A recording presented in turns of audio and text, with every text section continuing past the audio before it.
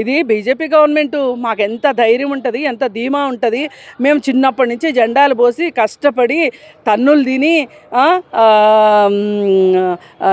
ఏదో కష్టపడి చెమట వచ్చి అని చెప్తున్నాడు కదా. నేను పిల్లలకి సమయం కూడా ఇవ్వకుండా పార్టీ కోసం పనిచేశానని చెప్తున్నాడు కదా బండి సంజయ్. ఇంత పని చేసిన వాళ్ళకి పోస్ట్ తీసేస్తారా? మేడం ఇంకొకటి ఏంటంటే ఇది కేవలం రాజకీయ పూరితమైనటువంటి కుట్రే.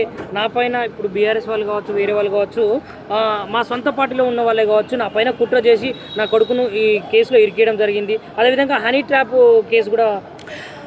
హనీ ట్రాప్ లేదు, ఏమీ లేదండి.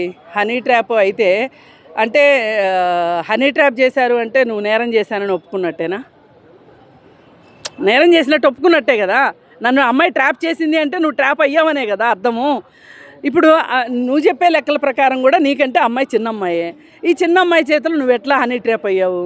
నువ్వు పెద్దోడివే కదా. అందుకని ఏ రకంగా చూసినానండి, వాళ్ళు ఎన్ని కబుర్లైనా చెప్పనివ్వండి, సమాజం ముందు ఆ పాపని వాళ్ళ అమ్మని దోషులుగా నిలబెట్టాలి. వాళ్ళ క్యారెక్టర్ని అసాసినేషన్ చేస్తున్నారు. ఇవాళ నడి రోడ్డు మీద వాళ్ళని క్యారెక్టర్ లేని వాళ్ళుగా నిలబెడుతున్నారు వీళ్ళు. అసలు వీళ్ళపైన కూడా కేసులు పెట్టాలా? ఓటుని ఇన్ఫ్లుయెన్స్ చేసే పవర్ ఉంటుంది.